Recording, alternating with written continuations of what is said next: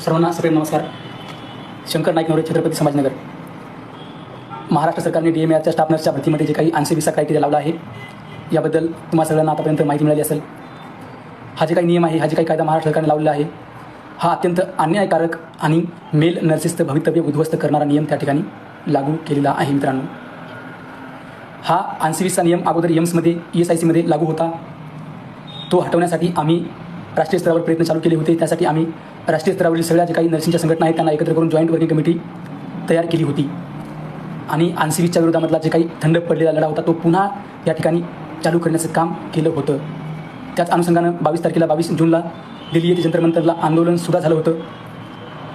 कोर्टामध्ये जे काही ती पेंडिंग असलेली केस कशी लवकरात लवकर फास्ट ट्रॅकवर घेऊन त्याच्यावर सुनवाई होऊन एक निर्णय कसा येईल यासाठी सुद्धा आपले राष्ट्रीय स्तरावरचे नर्सिंगचे नेते प्रयत्न करत आहेत.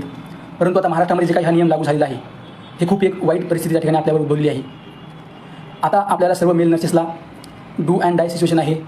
आपलं भविष्य अंधारामध्ये घालण्याचा प्रयत्न या ठिकाणी झालेला आहे. मित्रांनो, ॲडमिशन देत असताना कुठल्याच प्रकारचं क्रायटेरिया नाही, परंतु जॉब देत असताना DHSमध्ये 90-10, DMARमध्ये 80-20, एम्समध्ये 80-20, ESICमध्ये 80-20 आणि मिलिटरी नर्सिंग सर्व्हिसमध्ये तर 100% फक्त मुलींनाच जॉब देतात. ही खूप चुकीची गोष्ट आहे.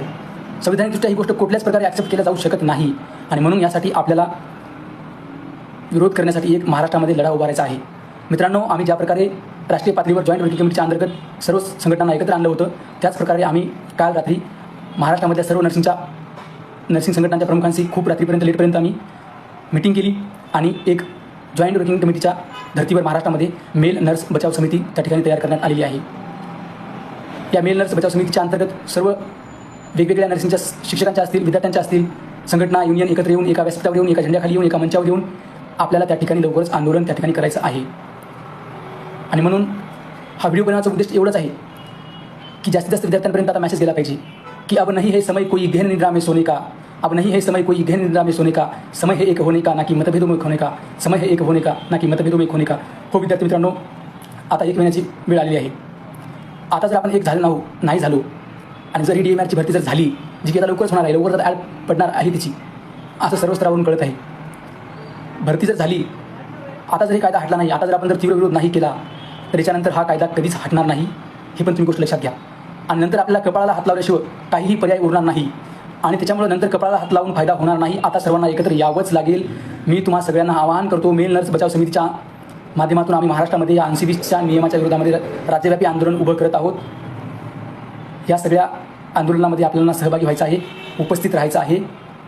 त्यामुळं जास्तीत जास्त नर्सिंगच्या विद्यार्थ्यांपर्यंत, शिक्षकांपर्यंत हा व्हिडिओ पोहोचवा.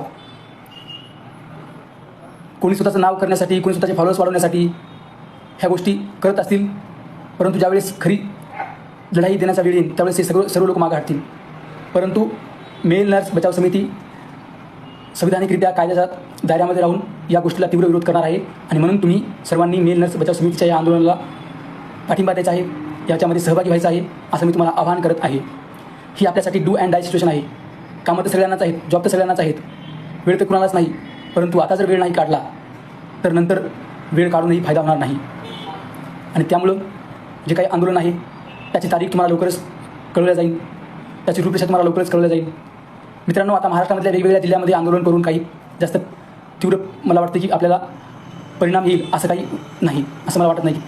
आणि त्यामुळं आपल्याला लवकरात लवकर मुंबईला जायचं आहे, मुंबईकडे आपल्याला त्या ठिकाणी जायचं आहे आणि मुंबईमध्ये विधानभवनाच्या परिसरामध्ये जर परमिशन मिळाली तर तिथे, नाहीतर आझाद मैदानावर आपल्याला त्या ठिकाणी बेमुदत धरणे आंदोलन चालू करायचं आहे.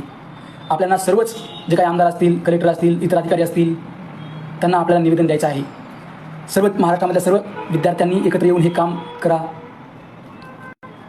आणि जर एकत्र येऊन काम केलं तरच हे काम होणार आहे, नाहीतर होणार नाही. या व्हिडिओच्या माध्यमातून मी तुम्हाला एवढीच अपील करतो की आता आपल्यासाठी खूप मोठी क्रिटिकल परिस्थिती निर्माण झाली आहे.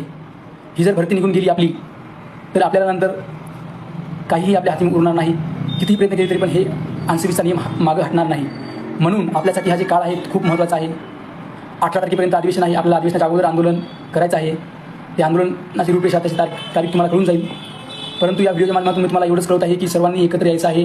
कोणाला वैयक्तिक फोन लावून, कोणाला सांगून विनंती करण्याची गरज या ठिकाणी आता पडली नाही पाहिजे. आपल्या सगळ्यांच्या वेगवेगळ्या संघटना आहेत, परंतु सगळ्या संघटना बाजूला ठेवा. मेल नर्स बचाव समितीच्या माध्यमातून आपल्याला सगळ्यांना एका व्यासपीठावर यायचं आहे. हा व्हिडिओ जास्तीत जास्त विद्यार्थ्यांपर्यंत पोहोचवा, जेणेकरून सगळ्यांना या आंदोलनाबद्दल माहिती मिळेल. आणि एक निर्णायक त्या ठिकाणी आपल्याला यश मिळेल. आपल्याकडे वेळ कमी आहे. लवकरात लवकर आपल्याला त्या ठिकाणी एक तीव्र आंदोलन संविधानिक चौकटीमध्ये राहून उभं करायचं आहे. आपलं हे आंदोलन कोणत्या संघटनेचं नसणार आहे, कोणत्या पक्षाचं नसणार आहे. आपलं हे नॉन पॉलिटिकल, नॉन आयडिओलॉजिकल आपलं हे आंदोलन असणार आहे. आपलं हे आंदोलन कुठल्या सरकारच्या विरोधामध्ये नाही, कुठल्या विचारधारेच्या विरोधामध्ये नाही, कुठल्या पार्टीच्या फेवरमध्ये नाही. तर हे आपलं आंदोलन नर्सेसमधल्या मेल नर्सेसला वाचवण्यासाठीचं आपलं आंदोलन आहे. आपली ही लढाई नॉन पॉलिटिकल, नॉन आयडिओलॉजिकल लढाई आहे. आणि म्हणून त्या ठिकाणी सर्व विद्यार्थ्यांना मी आवाहन करतो की या आंदोलनामध्ये जास्तीत जास्त विद्यार्थ्यांनी सहभागी व्हा. खाली माझा नंबर दिलेला आहे. जे विद्यार्थी, जे नर्सिंगचे शिक्षक विद्यार्थी खरोखरच 100% मुंबईला येऊ शकतील अशाच लोकांनी मला मेसेज करा आणि त्यांच्या संख्येहून आम्ही ठरवू की मग आंदोलन कधी करायचं, कुठं करायचं, कसं करायचं. कालच आंदोलनाची तारीख आम्ही ठरवणार होतो, परंतु किती विद्यार्थी येतील, काय येतील हे संभ्रम त्या ठिकाणी होता. तरी पण आम्ही 17 जुलै ही तारीख ठरवलेली आहे. परंतु जास्त विद्यार्थी जर यायला तयार असतील मुंबईला तर ही तारीख 17 जुलैच्या अगोदरसुद्धा येऊ शकते. जितक्या लवकर आपण आंदोलन करू तितक्या लवकर आपल्याला त्या ठिकाणी चांगलं राहील. म्हणून जास्तीत जास्त लोकांनी, जे लोक 100% मुंबईला येऊ शकतील अशा लोकांनी मेसेज करा, अशा लोकांनी कळवा, जेणेकरून विद्यार्थ्यांच्या संख्येनुसार, विद्यार्थ्यांच्या रिस्पॉन्सनुसार आम्ही आंदोलनाची तारीख मागे पुढे करू. एवढीच मला विनंती आहे. आणि शेवटी एवढंच म्हणेन कि अधिकारों की लड़ाई में निमंत्रण नहीं भेजे जाते, अधिकारों की लड़ाई में निमंत्रण नहीं भेजे जाते, जिनका ज़मीर जिंदा है वो खुद आ जाते हैं. धन्यवाद.